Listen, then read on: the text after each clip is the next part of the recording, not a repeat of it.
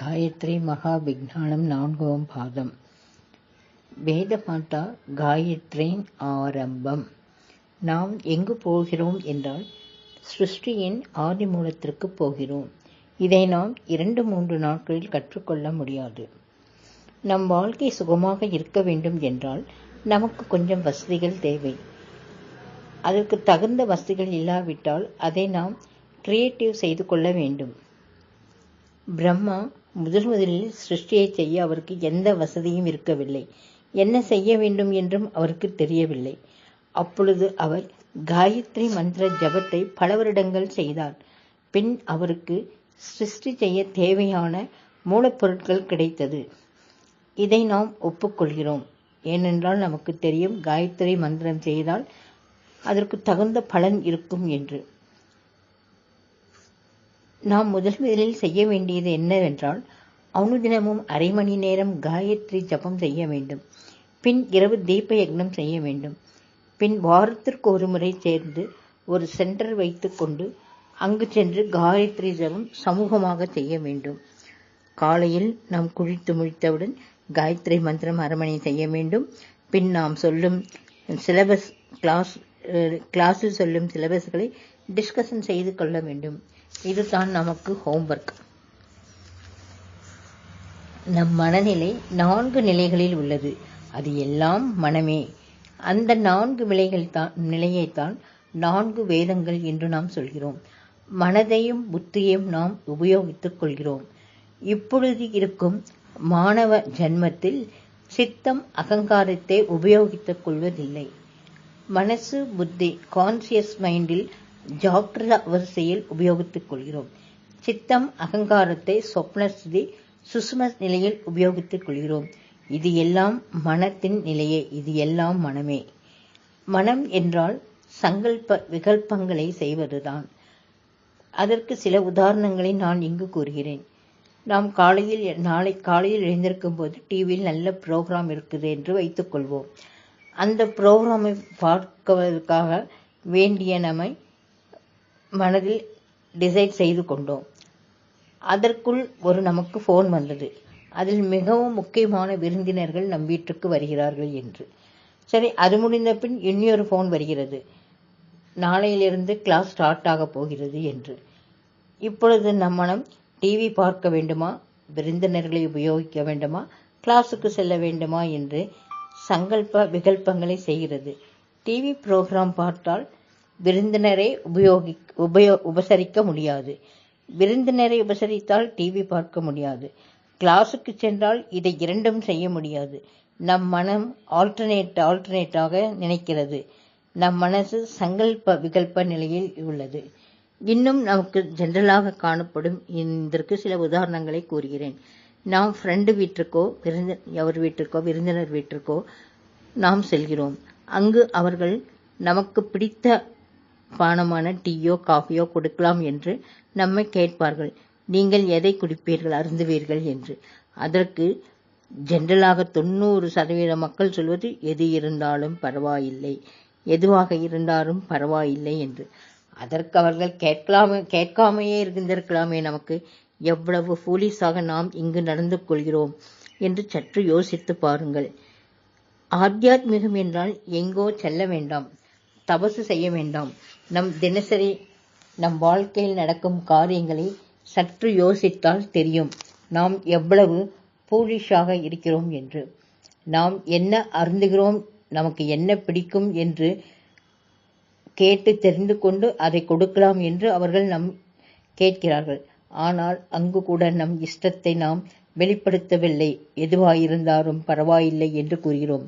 எதுவாயிருந்தாலும் பரவாயில்லை என்று கூறுவதுதான் நம் வாழ்க்கையில் நாம் செய்யும் முதல் தவறாகும். இதுதான் நம் வாழ்க்கையின் தலையெழுத்தை மாற்றிவிடுகிறது. நம் வாழ்க்கையில் வரும் கஷ்டங்களுக்கு இதுதான் காரணம். எதுவிருந்தாலும் பரவாயில்லை என்று சொல்வதுதான் முதல் காரணம். இன்னும் சில உதாரணங்களை கூறுகிறேன், கவனியுங்கள். நாம் ஃப்ரெண்ட்ஸுடன் ஹோட்டலுக்கு செல்கிறோம். அங்கு கூட சென்றவுடன் நீ ஆர்டர் செய், நான் ஆர்டர் செய் என்று விவாதத்திலும் தர்க்கத்திலும் இறங்குகிறோம். ஆனால் ஒருவரும் சரியாக ஆர்டர் செய்ய மாட்டார்கள். அங்கு கூட ஏதாவது ஒன்று ஆர்டர் செய், எது இருந்தாலும் பரவாயில்லை என்று சொல்கிறோம். இந்த மனநிலை நமக்கு மாற வேண்டும். நாம் எவ்வளவு போலீஸாகவும் நம் மனம் எவ்வளவு பலவீனமாக இருக்கிறது என்று சற்று யோசித்து பார்க்க வேண்டும். இந்த மனநிலை மாற வேண்டும். இதை எப்படி மாற்றிக்கொள்வது என்று கற்றுத்தருவதுதான் காயத்ரி மகா விஞ்ஞானம். How to live. ஒவ்வொரு இடத்திலும் இந்த மனப்போராட்டம் நமக்கு வாழ்க்கையில் ஒவ்வொரு நிமிடத்திலும் நடந்து கொண்டுத்தான் இருக்கிறது. இந்த மனநிலை போராட்டத்திலிருந்து இதை நாம் சரி செய்து கொள்ள வேண்டும். நமக்கு பிடித்ததை நம் மனம் எண்ணுவதை நாம் செய்ய வேண்டும்.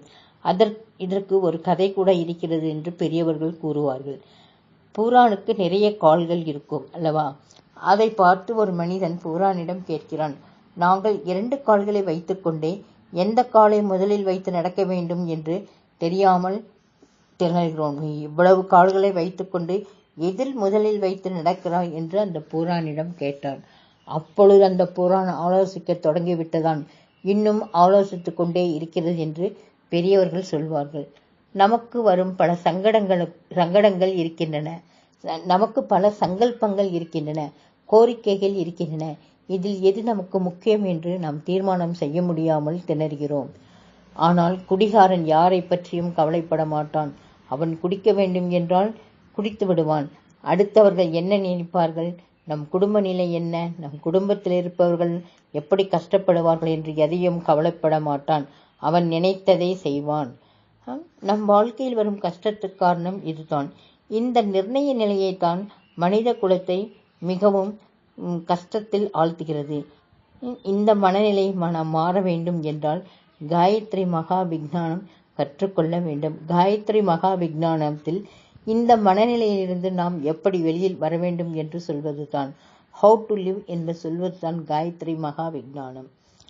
இன்னும் சில உதாரணங்களை சொல்கிறேன். முக்கியமாக நாம் துணிக்கடைக்கு சென்று அங்கு இருக்கும் துணிகளை எல்லாம் கீழே இறக்கி வைத்து இது நன்றாக இருக்கிறது, அது நன்றாக இருக்கிறது, எதையும் நாம் செலக்ட் செய்ய மாட்டோம். இங்கு கூட நாம் சரியான முடிவு எடுக்க முடியாமல் திணறுகிறோம்.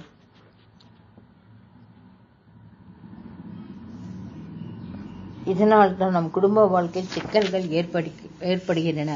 ஆனால் இன்று படிக்கும் மாணவர்கள் அப்படி இல்லை. ஒரு நிர்ணயத்துடன், ஒரு லட்சியத்துடன் அவர்கள் நான் இன்ஜினியர் ஆவேன், டாக்டர் ஆகுவேன் என்று திட சங்கல்பம் செய்து கொண்டு கஷ்டப்பட்டு படித்து முன்னுக்கு வருகிறார்கள். அவர்கள் வாழ்க்கை விதானம் மாறிவிடுகிறது. எதனால் என்றால் அவர்கள் சரியான முடிவை, சரியான நிர்ணயத்தை மன உறுதியுடன் அவர்கள் செய்கிறார்கள்.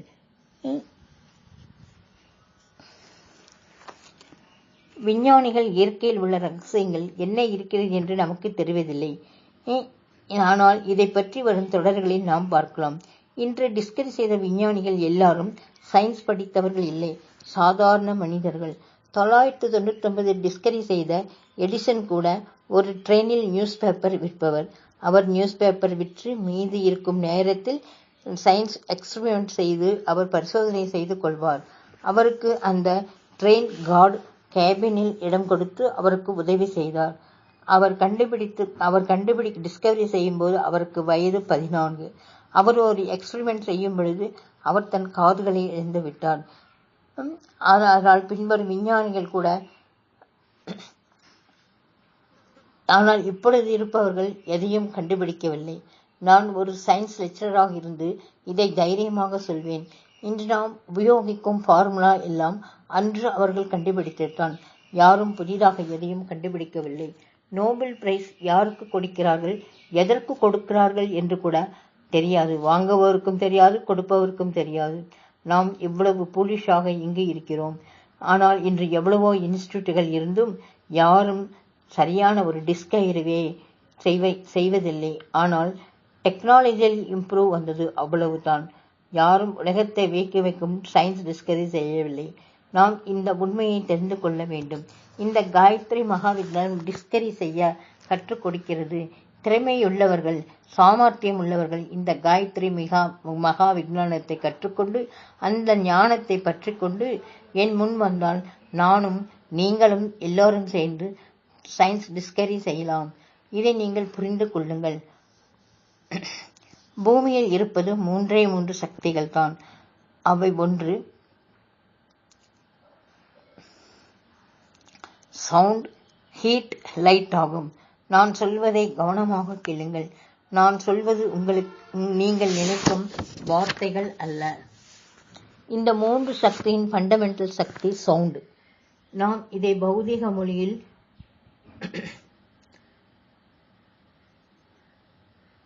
Heat, ஜெர்மனேட், light, sound. ஹீட் என்றால் ஆவி. இந்த ஆவியை எனர்ஜியாக மாற்றுகிறோம். ஒரு பாத்திரத்தில் தண்ணீர் கொதிக்கும் பொழுது அதன் மேலே வைத்திருக்கும் மூடி எழும்புகிறது. இதை பார்த்து தான் ஸ்டீம் என்ஜினை கண்டுபிடித்தார்கள். இயற்கையில் உள்ள சின்ன சின்ன விஷயங்களை பெரிய சக்திகளாக மாறுகிறது. காயத்ரி மகா விஞ்ஞானம் என்ன சொல்கிறது என்றால், இந்த 3 வார்த்தைகள் ஹீட், லைட், சவுண்ட் எப்படி உபயோகத்தை பற்றி சொல்கிறது. ஹீட் என்றால் உற்சாகம். நம் வாழ்க்கையில் உற்சாகம் இல்லை. என்ன வாழ்க்கை இது என்று சலித்துக் கொள்கிறோம். நம் வாழ்க்கையில் உற்சாகம் இல்லை. சின்ன குழந்தைகள் காலை எழுந்தவுடன் எவ்வளவு உற்சாகமாக இருக்கிறார்கள் என்பதை கவனியுங்கள். நாம் காலையில் எழுந்தவுடன் சலிப்புடன் தான் எழுந்திருக்கிறோம்.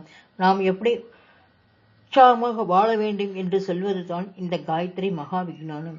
இது நமக்கு தெரியாது. அடுத்தவரை கேட்போம் என்றால் அந்த ஞானம் உள்ளவர்களிடம் கூட கேட்க மாட்டோம்.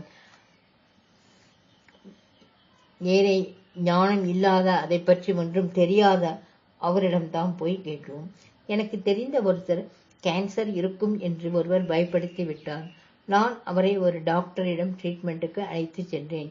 ட்ரீட்மெண்ட் எல்லாம் முடிந்து டெஸ்ட்டுகள் எல்லாம் முடித்துக்கொண்டு திரும்பி வருவதற்கு ஒரு ரிக்ஷாவில் ஏறினோம். என் நண்பன் அந்த ரிக்ஷா ஓட்டுபவருடன் இதை பற்றி டிஸ்கஷன் செய்கிறார். அவருக்கு என்ன தெரியும், ரிக்ஷா ஓட்டுபவர். அவர் இந்த டாக்டருக்கு ஒன்றும் தெரியாது, இவர் பிராக்டிஸ் இல்லை என்று சர்டிபிகேட் கொடுத்தார். ரிக்ஷா ஓட்டுபவருக்கு டாக்டரை பற்றிய ஞானம் எப்படி இருக்கும்? இந்த தவறைத்தான் நாம் செய்கிறோம். நாம் பிள்ளைகள் படிக்க வைப்பதற்கு கூட அந்த சப்ஜெக்டில் அறிவாளியாக உள்ளவரும் அல்லது அந்த சப்ஜெக்டில் நல்ல திறமை உள்ள ஒருவரிடம் போய் கேட்க மாட்டோம். வேறே ஒருவரிடம் போய் கேட்போம். அவருக்கு மிக மிக இம்பார்ட்டன்ட் கூட கொடுப்போம். நாம் யாரை கேட்க வேண்டும் என்றால் சப்ஜெக்டில் நல்ல ஞானம் உள்ளவரை பற்றி கேட்க வேண்டும். மேலும் காலையில் நியூஸ் பேப்பர் படித்து கேட்க வேண்டும். அப்படி கேட்க மாட்டோம். காலையில் நியூஸ் பேப்பர் படித்து வாஜ்பாய் இப்படி செய்தார், மோடி அப்படி செய்தார் என்று நாம் அவர்களை பற்றி விமர்சனம் செய்கிறோம். அதை பற்றி தெரியாத விவாதம் செய்கிறோம். நமக்கு அதை பற்றி ஒன்றும் தெரியாது. அங்கு என்ன நடக்கிறது என்றும் தெரியாது. அங்கு என்ன சூழ்நிலையில் அப்படிப்பட்ட விஷயங்கள், வார்த்தைகள் வெளிவந்தது கூட நமக்கு தெரியாது. ஆனால் நமக்கு தேவையற்ற விஷயங்களில் தலை கொடுத்து விவாதம் செய்து நம் எனர்ஜியை வேஸ்ட் செய்கிறோம். இதனால்தான் நாம் எவ்வளவு காயத்ரி மந்திர ஜபம் செய்தாலும் நமக்கு பலன் அளிப்பதில்லை. காரணம், நம் மந்திரம் இந்த எனர்ஜியை வேஸ்டாக செய்கிறோம். தெரியாத விஷயத்திற்காக எனர்ஜியை வேஸ்ட் செய்கிறோம். நாம் சொல்வது உங்களுக்கு புரிகிறதா? நமக்கு தெரியாத விஷயங்களில் நாம் ஒன்றும் சொல்ல வேண்டாம். இன்னும் ஆச்சரியம் என்னவென்றால், என்னிடம் வந்து சில பெண்கள் காயத்ரி மந்திரம் செய்யலாமா என்று கேட்கிறார்கள். நான் எப்படி சொல்ல முடியும்?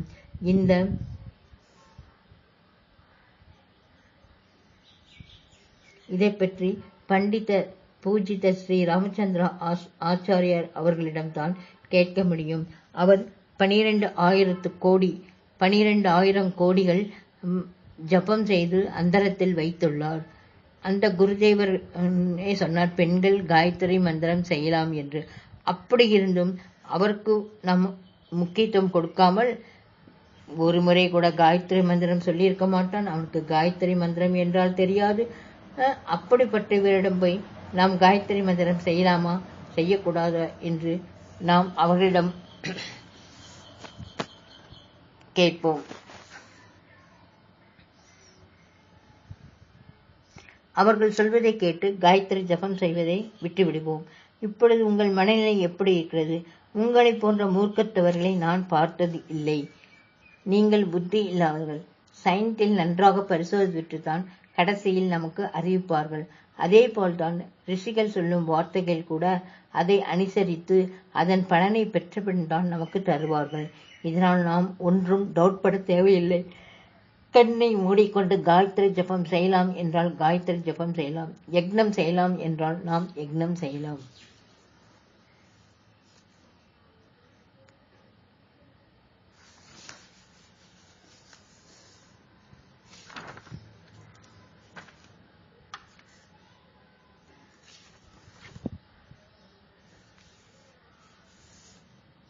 நீ பிறந்தவுடன் உங்களுக்கு பெயர் இருக்காது.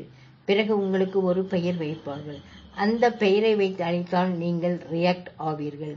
ஆனால் அந்த பெயர் இல்லாமல் மற்றொரு பெயர் வைத்தால் என்றால் அந்த பெயர் வைத்து உங்களை அழைத்தால் அப்பொழுதும் இதற்கு நீங்கள் ரியாக்ட் ஆவார்கள். யார் வைத்தார்கள் இந்த பெயர்? மற்றவர்கள் வைத்தார்கள். எப்பொழுதும் மற்றவர்கள் ஒப்பீனியனின் மற்றவரின் ஆலோசனைப்படித்தான் நாம் நடக்கிறோம். பிரஜைகளின் ஒப்பீனியன் தான் இங்கு முக்கியம். இந்த பிரஜைகளின் ஒப்பீனியன் தான் நமக்கு கேட்காவிட்டாலும் நீ இருப்பாய். இதுதான் அகங்காரம். கெமிஸ்ட்ரி லெக்சர் எப்பொழுது ஆவாய்? நீ கெமிஸ்ட்ரி சப்ஜெக்டை படித்தால்தான் ஆவாய். நீ ஒருவருக்கு அண்ணன் ஆவாய், இன்னொருத்தருக்கு மற்றொருவருக்கு ஃப்ரெண்ட் ஆவாய். அவர்கள் யாரும் இல்லை என்றால் நீ என்ன ஆவாய்? இதுதான் அகங்காரம். நாம் ஆன்மீகத்தில் ஒரு விசித்திரமாக மேஜிக் உள்ளது. இந்த யோக நிலைக்கு நீங்கள் சென்றால் நீங்கள் என்ன நினைத்தாலும் அது நடக்கும். மண்ணை தங்கமாக மாற்றலாம். இப்படி செய்தவர்கள் நம் பாரத தேசத்தில் சிலர் இருக்கிறார்கள். இன்றும் கூட எனக்கு தெரிந்தவர்கள் 2 பேர் உள்ளார்கள். மண்ணை தங்கமாக மாற்றியவர்கள். சத்ய சாய்பாபா, துனிவாலா பாபா, மெஹர் பாபா. சாய்பாபா போன்றவர்கள் இதைத்தான் பதஞ்சலி யோக சூத்திரத்தில் சித்த விருத்தி நிரோதகா என்று சொல்லியிருக்கார்கள். அக்னி தத்துவம் ஒரு விசித்திரமான தன்மை உள்ளது. மணிப்பூர்வ சக்கரம் அக்னி தத்துவத்திற்கு தொடர்பு உள்ளது. இதன் தொடர்புடைய உறுப்புகள் 2 இருக்கின்றன, கண்ணும் கால்கள். இதை 2ம் இல்லாத மனிதனை நாம் நினைத்து கூட பார்க்க முடியாது. அவர்கள் வாழ்க்கை எப்படி என்று கொஞ்சம் சற்று நினைத்து பாருங்கள். மணிப்பூர்வ சக்கரம் மிகவும் முக்கியமானது. குரு சரணம், குரு பாதுகளு, குரு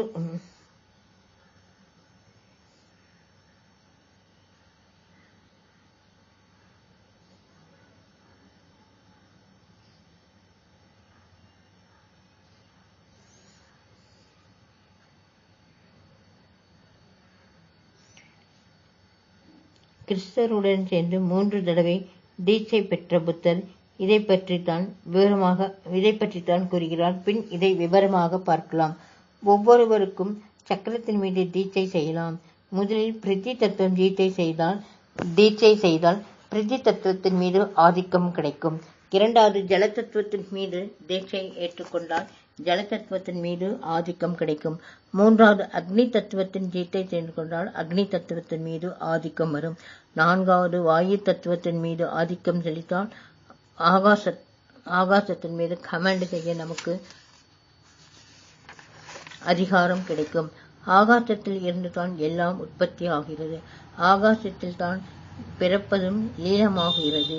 இந்த ஆகாச தத்துவத்திற்கு குணம் சப்தம், சவுண்ட் என்று பெயர். இந்த சவுண்டை வைத்து பல மேஜிக்கள் செய்யலாம். எல்லாவித மேஜிக்கள் செய்வதற்கும் சப்த கல்பம், மந்திர உச்சாரணம். இந்த மந்திர உச்சாரணம் அதுதான் காயத்ரி மந்திரம். இது எவ்வளவு விதமான சப்த கல்பகம் உள்ளது. பிரம்மா ஸ்மரண மாத்திரை காயத்ரி. காயத்ரி ஆவிர்பவனம். ஜகத்குரு சிருஷ்டிக்காக பஞ்சபூதத்தை நிர்வாணம் செய்தார். அது என்னவென்றால் பிருத்வி, ஜலம், அக்னி, வாயு, ஆகாசம். இதன் மூலம் சிருஷ்டியின் பரம அணு சிருஷ்டிக்கப்பட்டது. இயற்கையில் இதை திட, திரவ, வாயு மூலம் வெளிப்படுத்துகிறது. நதி, மலை, பூமி, ஜந்துக்கள், மனிதனின் சரீரம் இவையெல்லாம் பஞ்ச தத்துவத்தில் தான் தயாரிக்கப்படுகிறது. அஜோயின் ஆத்மா அவ்யாத்மா என்ற பகவத்கீதையில் வரும் ஸ்லோகத்தில் நாம் தெரிந்து கொள்ளலாம். நீங்கள் இந்த விஞ்ஞானத்தை புரிந்து கொண்டால் பஞ்சபூத தத்துவத்தின் கமாண்ட் செய்யலாம். இதை கற்றுக் கொடுப்பதுதான் காயத்ரி மகா விஞ்ஞானம். வெங்கைசாமி என்ற சித்தர் ஒருவர் நெல்லூரில் வாழ்ந்து வந்தார். அவர் எவ்வளவு பேருக்கு தெரியும்? அவர் 1984 முதல் 1995 வரைக்கும் இருந்தவர். அப்பொழுது நெல்லூரில் 3 வருடங்களாக மழை இல்லாததால் மக்கள் மிகவும் அவதிப்பட்டார்கள். நெல்லூர் மக்கள் இவரிடம் சென்று 3 வருடங்களாக மழை பெய்யவில்லை, நீங்கள் தான் எங்களுக்கு உதவி செய்ய வேண்டும் என்று கேட்டார். அவருக்கு ஒரு பழக்கம் இருக்கிறது. யாராவது ஏதாவது வேண்டும் என்றால் அதை ஒரு பேப்பரில் எழுதி வைத்துக்கொண்டு தன் ஆசனத்தில் வைத்து அதன் மேல் உட்கார்ந்து கொள்வார். அதேபோல் இதையும் மழை பொழிய வேண்டும் என்று எழுதி கொடுத்ததை தன் ஆசனத்தில் வைத்துக்கொண்டு அதன் மீது உட்கார்ந்து கொண்டார். இந்த எழுதிய பேப்பரை வைத்துக்கொண்டு 3 நாட்கள் அவர் எதுவும் சாப்பிடவில்லை, தூங்காமலும் யாருடன் பேசாமல் மௌனமாக 3 நாட்கள் கடந்தது. நெல்லூரில் இருக்கும் 3 நாட்கள் கடந்தது. 3ஆவது நாள் இரவு மழை பொழியத் தொடங்கியது. நெல்லூரில் இருக்கும் ஏரி, குளம், கிணறு எல்லாம் நீர் நிரம்பி வழியத் தொடங்கியது. இதைத்தான் எதற்கு சொல்கிறேன் என்றால், பஞ்சபூத தத்துவத்தில் அவர் இருக்கும் கமாண்டை தெரிவிப்பதற்கு தான் இதை சொல்கிறோம். இதை நமக்கு கற்றுக் கொடுப்பதுதான் காயத்ரி மகா விஞ்ஞானம். மாஸ்டர்காரு இவ்வளவு குருமார்கள் இருக்கிறார்கள் அல்லவா, பின் ஏன் யாரும் மழை பொழிவிக்காரதில்லை, கடவுள் கூட ஒன்றும் செய்யவில்லையே என்று எதனால் என்று என்னை கேட்கிறார்கள். நமக்கு சித்தம் பிரஜைகளின் அபிப்பிராயம் தடையாக உள்ளது. சித்த விருத்தி நிரோதகா, உங்களுக்கு மழை வரும் என்ற நம்பிக்கை இல்லை. ஆன்மீகம் நம்பிக்கையில் தான் இருக்கிறது. உங்களுக்கு அதன் மீது நம்பிக்கையில்லை, ஆனால் மழை வரவில்லை. விசுவாசமாக மன உறுதி வைத்துக் கொண்டு அவர் மழை வர வேண்டும் என்று பிரார்த்தித்தார். அதனால் தான் மழை வந்தது. ஆன்மீகம் என்றால் விசுவாசத்தில் தான் உள்ளது. ஷிரடி சாய்பாபா இதன் 2 வாக்கியங்களில் கூறியுள்ளார், ஸ்ரத்தா சபூரி என்று. நாங்கள் பலவீனமானவர்கள் என்றால் ஒன்றும் செய்ய முடியாது என்ற மனநிலை உள்ளவர்களை எவரும் எதையும் சாதிக்க முடியாது. இந்த மனநிலை மாற்றி கற்றுத் தருவதுதான் காயத்ரி மகா விஞ்ஞானம். விஸ்வம் ஒரு ஹார்ட் ஹெரிட்டிக் எனர்ஜி. இது ஃபெய்த். விஸ்வத்தை பற்றி விவேகானந்தர் லண்டனில் ஒரு சொற்பொழிவு செய்தார். இதை ஒரு லெடான் லேடி இதை கேட்டார்.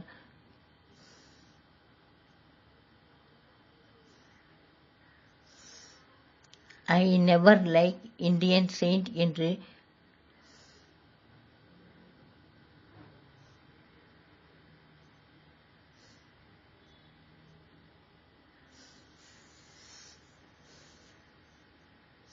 இதை ஒரு லண்டன் லேடி கேட்டார். I never like Indian Saint என்று எண்ணிக்கொண்டு ஃபெய்த் இஸ் ரிமூவ் ஹில் என்று சொன்னாரே.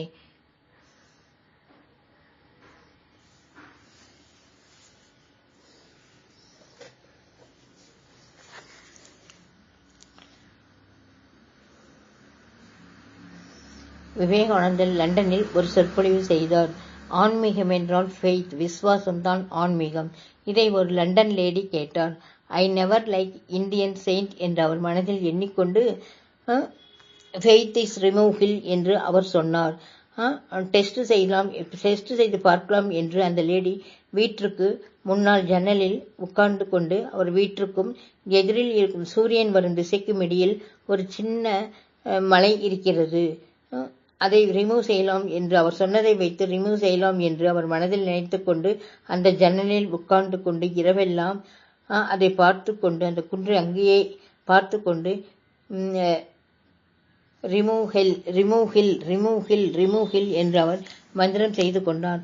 ஆனால் அவள் மனதில் முன்னமே அவர் சொல்லி இருக்கிறார், I never like Indian Saint என்று. அந்த பாசிட்டிவ் எனர்ஜி அந்த பெண்ணின் மனதில் இருக்கிறது. இரவெல்லாம் அந்த மதத்தை ஜபித்துக் கொண்டு காலையில் எழுந்து ஜன்னலை திறந்து பார்த்தாள்.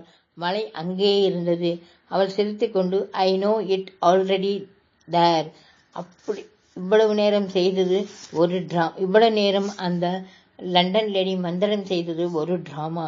இதை எதற்கு சொல்கிறேன் என்றால், நீங்க கூட இந்த தப்பைத்தான் செய்கிறீர்கள். நாங்கள் காயத்ரி மந்திரம் செய்கிறோம், பூஜை செய்கிறோம், எங்களுக்கு எந்த நினைத்த காரியங்கள் நடக்கவில்லை என்றால் உங்களுக்கு நம்பிக்கை இல்லாமல் கடுகு அளவு கூட நம்பிக்கை இருந்தால் போதும். ஹீலிங் ப்ராசஸில் இந்த வியாதியையும் தற்சமயம் குணப்படுத்தலாம். தற்சமயம் எப்போதே இல்லை. விசுவாசம்தான் மிக மிக முக்கியம். இந்த விசுவாச சேத்தனத்துவம் இரண்டும் இடையில் உள்ள பொருள் உங்களுக்கு தெரிய வேண்டும் என்றால் காயத்ரி தவிர உங்களுக்கு வேறு சாய்ஸ் இல்லை. இந்த சிருஷ்டியை பற்றி விவாதித்துக் கொண்டே இருக்கிறோம். இதன் முக்கிய அடிப்படை நீங்கள் தெரிந்து கொள்ள வேண்டும். இப்பொழுது உங்களுக்கு வரும் வியாதிகள் எல்லாம் நம் சேத்தன தத்துவத்தில் ஏற்படும் மாறுதல்களே. உங்கள் தாய் தந்தை அல்ல. சிமெண்ட், சுண்ணாம்பு, செங்கல் யார் வேண்டுமானாலும் தருவார்கள். ஆனால் அதை வைத்துக்கொண்டு எப்படி வீடு கட்டுவது? உங்களுடைய விருப்பம் இந்த சரீரத்தில் உள்ள பலவீனத்திற்கான காரணம் நம்முடைய சேத்தன தத்துவம்தான், நம் தாய் தந்தையர் இல்லை. இனிமேல் இதை புரிந்து கொண்டு தாய் தந்தையர் மீது பழி போடாதீர்கள். இது எல்லாம் நான் சொல்வது இது எல்லாம் நாம் செய்து கொண்டேதான் நான் என்ற அகம்தான். இதில் நாம் மாட்டிக்கொண்டே இருக்கிறோம். முதன்மையில் ஆன்மீகத்தில் நாம் தெரிந்து கொள்ள வேண்டியது இது எல்லாம் நாம் ஏற்படுத்தி கொண்டதுதான். இந்த தத்துவம் நான் தத்துவம் பேசவில்லை, உண்மைதான் சொல்கிறேன். நீங்கள் ஏற்படுத்தி கொண்ட இந்த சரீரத்தை நீங்கள் தான் சரி செய்து கொள்ள வேண்டும். எந்த குருவோ கடவுளோ காயத்ரியோ வந்து உங்களுக்கு சரி செய்ய மாட்டார்கள். உங்களுக்கு வரும் கஷ்டங்கள் உபாதைகள் எல்லாம் நீங்கள் ஏற்படுத்தி கொண்டதே. இதில் நீங்கள் சரி செய்து கொள்ள வேண்டும். முதலில் இதை புரிந்து கொள்ளுங்கள். இதை புரிந்து கொண்டால் தான் ஆன்மீக வாழ்க்கை தொடங்க முடியும். உங்கள் கஷ்டத்துக்கு காரணம் உங்கள் அகங்காரம் இல்லை, உங்களது சங்கல்பம். உங்கள் ஆலோசிக்கு மனநிலைதான் காரணம். இதற்கு நாம் நடந்த கதையை பற்றி கூறுகிறேன். கோரக்பூரில் வெளியில் படுத்துக்கொள்ளும் பழக்கம் இருக்கிறது. அப்பொழுது இரவு ஏதோ ஒரு பூச்சி அவரை கடித்து விட்டது. காலையில் எழுந்து கிணற்றில் தண்ணீர் இறைக்கச் சென்றான். அங்கு ஒரு பாம்பின் தோலை பார்த்தான்.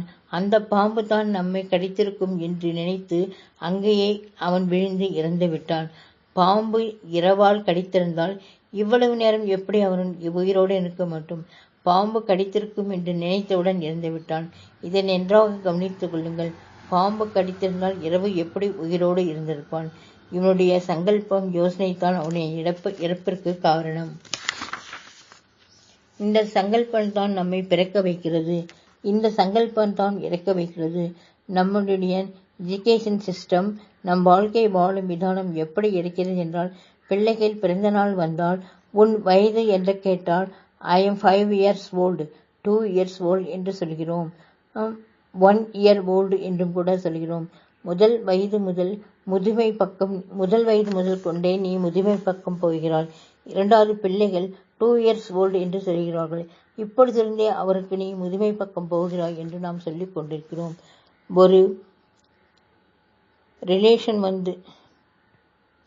ஒரு ரிலேட்டிவ் இறந்துவிட்டால் என்று நமக்கு செய்தி வந்தால் அவருக்கு வயது என்ன என்று நாம் சாதாரணமாக கேட்கிறோம். 60 வயது என்றால் நாம் அப்படியே பாவம் என்று சொல்லி அனுதாபப்பட மாட்டோம். ஏனென்றால் வாழ்க்கை ஒரு விதத்தில் மனநிலைக்கும் பிரஜைகளின்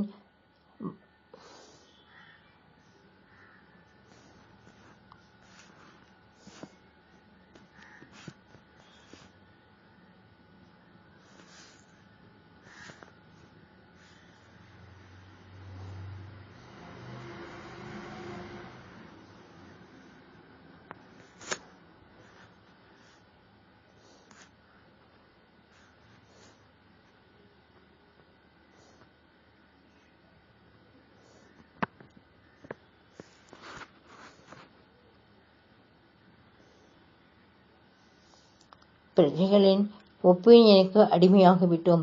30 வயது வந்தவுடன் தலைமுடி வெள்ளை ஆக வேண்டும், பற்கள் விழுந்துவிட வேண்டும் என்று நாம் சொல்கிறோம். இன்னும் கொஞ்ச நாட்கள் ஆன பின் கண்டிப்பாக நாம் ஒருவரை பார்த்தவுடன் முதலில் பேசும் வார்த்தை, உங்கள் சுகர் எப்படி இருக்கிறது, பிபி எப்படி இருக்கிறது, கேன்சர் எப்படி இருக்கிறது என்று தான் கேட்போம். மிகவும் ஜாக்கிரதையாக இருங்கள். நாம் எதற்கு சொல்கிறோம் என்றால், நம் இறப்பு நம்மை நாமே தேர்ந்தெடுத்துக் கொள்கிறோம். இதற்கு முன் சினிமாவில் கதாபாத்திரத்தில் தான் இறந்து விடுவது போல் காண்பிப்பதற்கு கதாபாத்திரத்திற்கு டிவி வரும். பின் இறந்து விடுவார், அதை காண்பிப்பார்கள். தற்சமயம் கேன்சர் வந்து இறந்துவது போல் காண்பிக்கிறார்கள். இங்கு கவனியுங்கள். இந்த வியாதி நாம் சாவதற்கு ஏற்படுத்தி கொண்ட ஆலோசனை. பிரஜைகளின் ஒப்பீனியனை புரிந்து கொள்ளுங்கள். இதை புரிந்து கொண்டால் நீங்கள் சுகமாக வாழ்க்கலாம். நீங்கள் இதை சரியாக புரிந்து கொண்டு பிரஜைகளின் ஒப்பீனியனை தாண்டிவிட்டால் நீங்கள் அமரத்துவம் அடையார். பூமியில் சொர்க்கம் அவதாரம் எப்பொழுது நடைபெறும் என்றால் பூமியில் மிருத்து இருக்கக்கூடாது. காயத்ரி மந்திரம் செய்தவர்கள் சத்குரு அமரத்துவம் அடைவார்கள். சொர்க்கத்தில் யார் இருப்பார்கள்? மிருத்து அடையாதவர்கள் தான் அமரத்துவம் அடைந்தவர்களாக இருப்பார்கள். அப்படி பூமியில் மிருத்து என்பது இல்லாமல் இருந்தால் பூமி கூட சொர்க்கமாக மாறுகிறது. இதை முக்கியமாக நாம் மனதில் வைத்துக்கொண்டு இது விரைவாக நடக்கப் போகிறது. நீங்கள் இதை புரிந்து கொள்ளுங்கள்.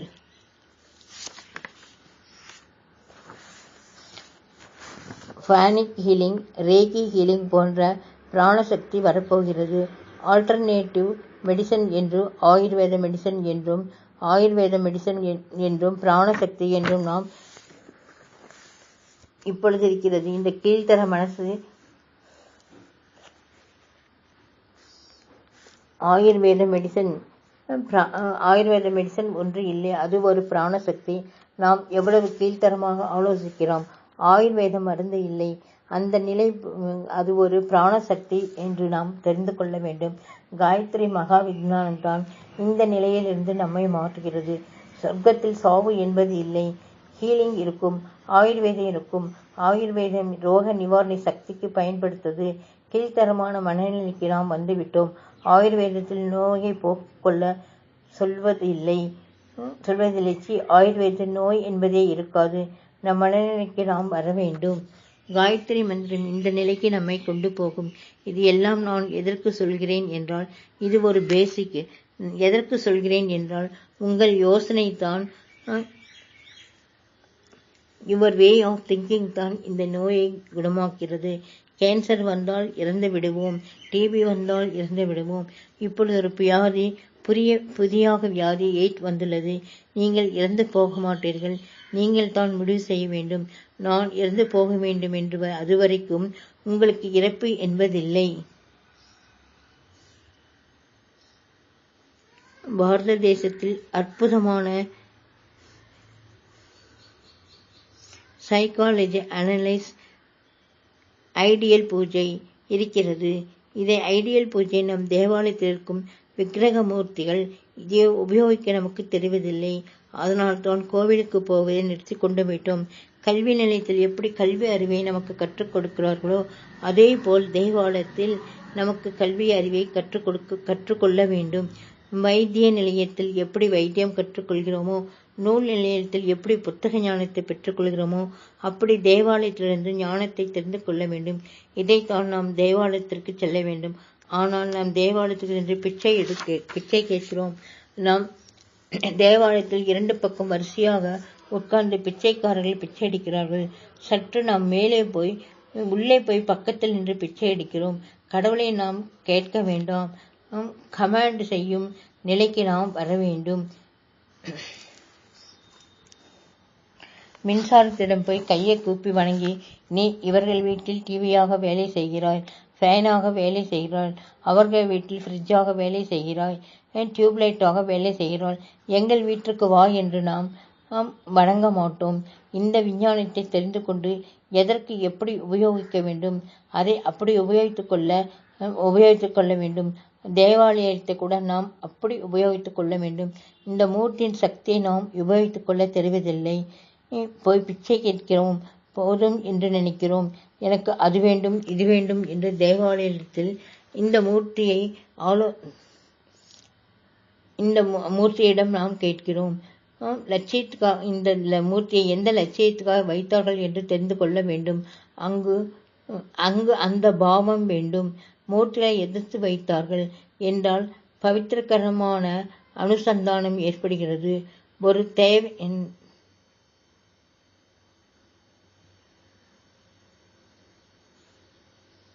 ஒரு தேவதை சக்தி நமக்கு வேலை செய்ய வேண்டும் என்றால் அதன் மீது பாவனார்த்தமாக இருக்க வேண்டும். அது ஒரு சிலை என்று நினைக்க கூடாது. பாவனார்த்தமாக நீங்கள் பூஜை செய்தால் காயத்ரி அற்புதமான சக்தி, வார்த்தைகளில் சொல்ல முடியாது. ராமகிருஷ்ணன் பரமாத்மா எவ்வளவு பாவார்த்தமாக பூஜை செய்தார். அது அங்கு சிலை என்று நினைக்காமல் அவர் ஒரு தாய் என்று நினைத்து பூஜை செய்தார். நமக்கு இமோஷனல் வர வேண்டும். இப்படி பாவனார்த்தமாக செய்தால்தான் பெற்றவர்கள் இந்த காலத்தில் இருக்கிறார்கள். சக்குபாய், மீராபாய், சுப்ரீம்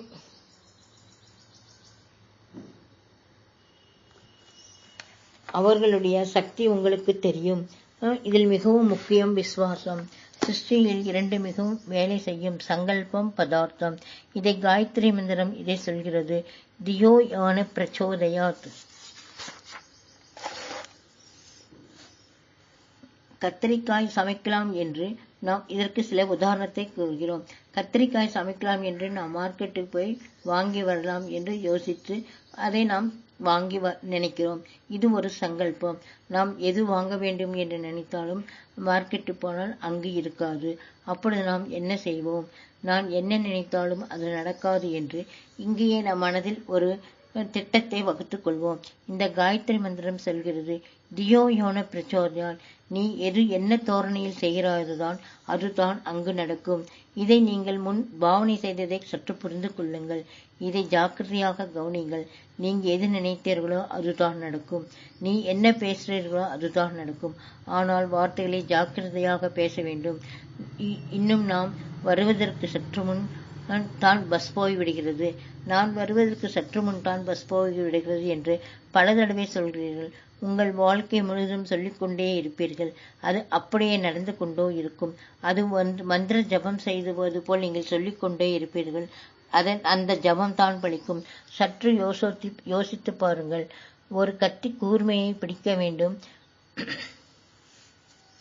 நீ ஒருவருக்கு சொல்வாய், அவர் இன்னொருவருக்கு சொல்வார். இப்படியே 2-3 நாட்கள் சம்பாஷணை நடக்கும். அங்கு வேலை நடக்கவில்லை. புதிதாக ஒன்று வாங்கிக் கொள்ள வேண்டும் அல்லது அந்த வேலையை நாமே செய்து கொள்ள வேண்டும். நீங்கள் இதை புரிந்து கொள்ளுங்கள். நீங்கள் நினைத்த காரியம் நடக்காமல் போவதற்கு இது ஒரு காரணம். நான் இன்னும் உதாரணத்துக்கு ஒன்று சொல்லி புரிந்து கொள்ளுங்கள். உங்கள் காரியங்கள் தடைபடுவதற்கு நீங்கள் தான் காரணம், வேறு யாரும் இல்லை. நீங்கள் தான் சங்கல்பம் செய்ய வேண்டும். கத்தியை கட் பண்ணி விட்டீர்கள்.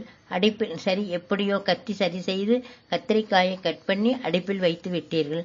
அதற்குள் உங்கள் ஃப்ரெண்டிடமிருந்து ஒரு ஃபோன் வருகிறது. அன்று ரிலீஸ் ஆன சினிமாவை பற்றி அவர் சில சர்ச்சைகள் செய்கிறார். அமிதாப் பச்சன் இப்படி இருந்தால், அப்படி நடந்தால், ஹேமமாலினி எப்படி ஆக்ட் செய்தால், நீங்கள் யார் நன்றாக ஆக்ட் செய்கிறார்கள் டிஸ்கஷன் செய்து பேசிக்கொண்டோ இருக்கிறீர்கள். அதற்குள் அடுப்பில் வைத்த கத்திரிக்காய் அடிபிடித்து விட்டுவிடுது. இப்பொழுது என்ன செய்வீர்கள்? இந்த உதாரணம் எதற்கு சொல்கிறேன் என்றால், உங்கள் சங்கல்பம் பதார்த்தமாக மாறவில்லை என்பதற்கு இதுதான் காரணம். நீங்கள் கத்திரிக்காய் சமைத்து சாப்பிட வேண்டும் என்று சங்கல்பம் செய்து கொள்ளுங்கள். கத்திரிக்காய் பதார்த்தம், ஆனால் அந்த பதார்த்தம் அங்கு தீர்ந்து விட்டது.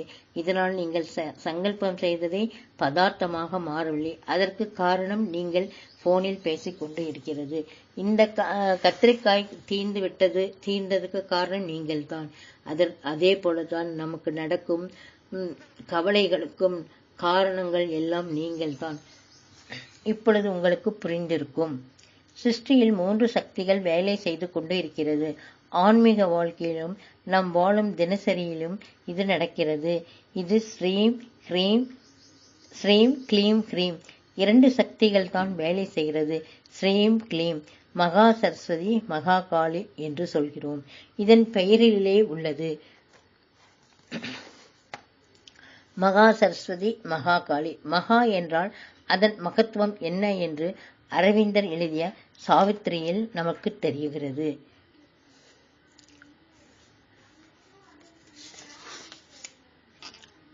சாவித்திரி புத்தகத்தை படித்தால் தெரியும். ஒரே சேத்தன் தத்துவம் 2 வீழ்ச்சியாக வருகிறது. ஒன்று ஸ்ட்ரீம், மற்றொன்று க்ளீம். இந்த இரண்டும் க்ரீம் என்ற சக்தியில் கலக்கிறது. ஸ்ட்ரீம் என்றால் லைட், க்ளீம் என்றால் பதார்த்தம், க்ரீம் என்றால் கலந்து சக்தியை ஏற்படுகிறது. இது காயத்ரி மகா விஞ்ஞானத்தில் ரிஷிகள் கொடுத்த சக்தி வார்த்தைகள். இது நித்திய வாழ்க்கையில் எப்படி நமக்கு உபயோகிக்கப்படுகிறது சற்று கவனிப்போம். நான் பிறந்தேன். நான் சேத்தனத்துள் என்னுள் இருக்கிறது. இது யாருக்கும் டவுட் இல்லை அல்லவா? நான் என்றால் ஸ்ரீம் சக்தி. நான் கிரீம் சக்தியாக சரீரத்தை ஏற்படுகிறது. அதை பகவத்கீதையில் அதோபித்தன் என்ற ஸ்லோகத்தில் சொல்லி இருக்கிறார். இந்த சரீரத்தை ஏற்படுத்தியவுடன் சரீரத்து விதிமுறைகளுக்கு உட்பட்டுத்தான் வாழ்வோம். இந்த நிலை உங்களுக்கு புரிகிறதா? நான் உள்ளேன். பரம அணுவில் தயாரிக்கப்பட்ட சரீரம் உள்ளது. இந்த இரண்டும் எப்பொழுது கூடுகிறதோ அப்பொழுதுதான் ஸ்ரீ என்ற பதார்த்தம் ஏற்படுகிறது. Laws of conscious. பதார்த்தம் எட்டீரியல். இது எல்லாம் என்டீரியல். The law of conversion of mass. Laws of conversion of energy. பதார்த்தம் சிருஷ்டிக்கப்படுகிறது, அழிக்கப்படாது.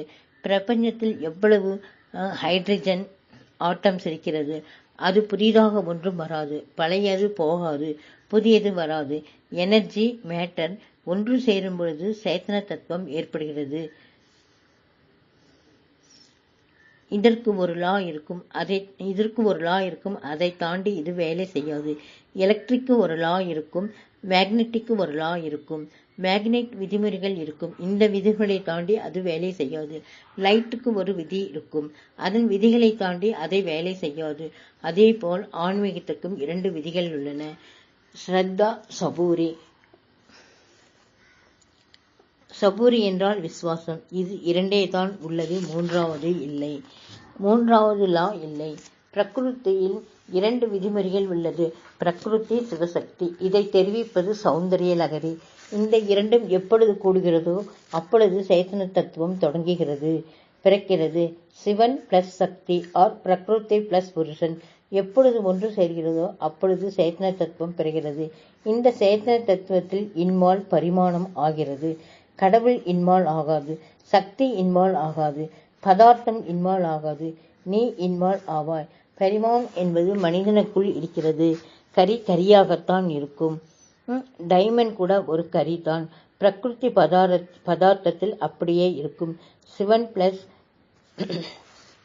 கரியாகத்தான் இருக்கும். கார்பன் தான் டைமண்ட் ஆக மாறுகிறது. பிரகிருதி பதார்த்தம் அப்படியே இருக்கும். சக்தி பிளஸ் சிவன் சேரும் பொழுது வரும் ஸ்பந்தனையில் இந்த நீ ஆக மாறுவாய். இந்த உலகமே ஸ்பந்தன சக்தியாக, பிரபஞ்ச சக்தியாக உள்ளது. பிரகம்பலம் சவுண்டு.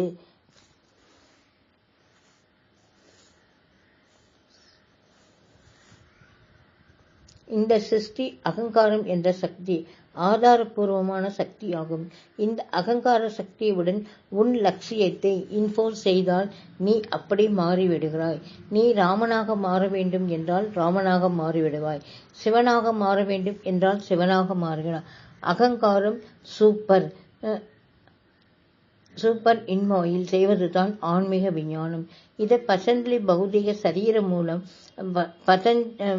பஞ்ச பௌதிக சரீரம் இந்த பெற்றோர் மூலம் நமக்கு வந்தது என்று நாம் நினைக்கிறோம். பெற்றோர் தயார் செய்யவில்லை, நீதான் பெற்றோர் சரீரத்தை தயார் செய்தார்கள். அதில் உள்ள சேத்தனத்தை நீதான் தயார் செய்வாள். ஜென்மத்திலிருந்து வரும் உன் சம்ஸ்காரங்கள் தான் உன் வாழ்க்கை பழக்க வழக்கங்கள் வசதியாக இந்த சரீரத்தை ஏற்படுத்தி கொண்டாய். இந்த சரீரம் நிர்மாணம் செய்வதற்கு 2 சக்திகள் நாம் பயன்படுத்திக் கொள்கிறோம். பிரகிருத்தில் உள்ள புருஷ சக்தி, ஆத்ம சக்தி, லைட், ஜீவிதம் பிளஸ் பதார்த்தம்.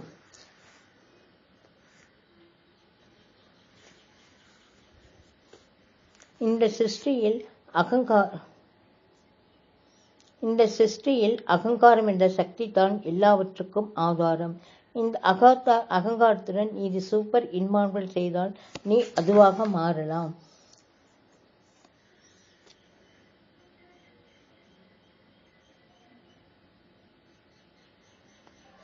இந்த சரீரம் நிர்மாணம் செய்வதற்கு 2 சக்திகள் நாம் பயன்படுத்திக் கொள்கிறோம். பிரகிருத்தில் உள்ள புருஷ சக்தி, பிரகிருத்தில் உள்ள பிருத்வி சக்தி. பிருத்வியில் உள்ள புருஷ சக்தி பிரகிருத்திலுள்ள பிரத சக்தி ஆத்மீக பாஷையில் கிரீம் சக்தி, கிளீம் சக்தி, தாந்திரிக பாஷையில் ஜீவிதம் பிளஸ் பதார்த்தம். நாம் சிம்பிளாக இன்டர்நெட்டில் light plus matter, light matter எப்பொழுது இன்டர் ஆகிறதோ அப்பொழுது கான்சியஸ் ஏற்படுகிறது. இந்த கான்சியஸ் மெல்ல மெல்லமாக பதார்த்த நிலையில் இருந்து ஹைலி எனர்ஜெட்டிக் வரை செல்வதே ஆன்மீகம் என்று சொல்கிறோம். இந்த இரண்டும் கலந்த சக்தியை நிலைதான் கிரீம் சக்தி என்று அழைக்கிறோம். சயின்ஸ் இந்த சயின்ஸ் விதத்தை நீங்கள் பொருந்திக் கொண்டால் ஆன்மீகத்தில் நீங்கள் உபயோகப்படுவீர்கள். நீங்கள் கோவிலுக்கு சென்று சும்மா நமஸ்காரம் வைத்தால் எந்த பயனும் இல்லை.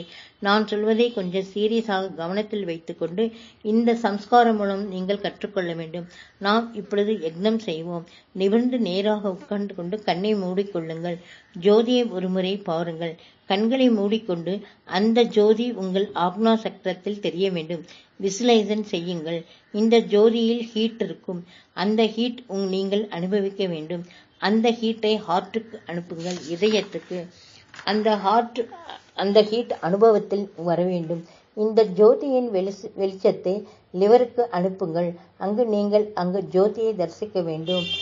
ஹார்ட் எங்கு உள்ளதோ அதற்கு லெஃப்ட் சைடு அந்த ஹீட்டை நீங்கள் உணர வேண்டும். இந்த ஹீட் ஹார்ட்டில் உள்ள இரத்தத்தை சுத்தம் செய்கிறது என்ற பாவனை செய்ய வேண்டும். லிவரில் உள்ள வெளிச்சம் நரம்பு மண்டலத்தை சுத்தம் செய்கிறது என்று பாவனை செய்து கொள்ளுங்கள். ஆக்னா சக்கரத்தில் உள்ள ஜோதியின் ஹீட் ஹார்ட்டில் உள்ள இரத்தத்தை சுத்தம் செய்கிறது. ஹார்ட்டில் உள்ள வெளிச்சம் லிவருக்கு செல்கிறது. லைட் அந்த நரம்பு மண்டலத்தை சுத்தம் செய்கிறது. இதயத்தில் இருந்த ரத்தம் எப்படி உடல் முழுவதும் பரவுகிறதோ இந்த வெளிச்சம் நரம்பு மண்டலம் மூலம் சரீரம் முழுவதும் பரவுகிறது. இந்த சரீரம் லைட் போல் பிரகாசமாக மாறுகிறது. தேவதைகளின் சரீரம் பிரகாசமாக இருக்கும். நாமும் இப்படி மாறுகிறோம் என்று பாவனை செய்து கொள்ளுங்கள்.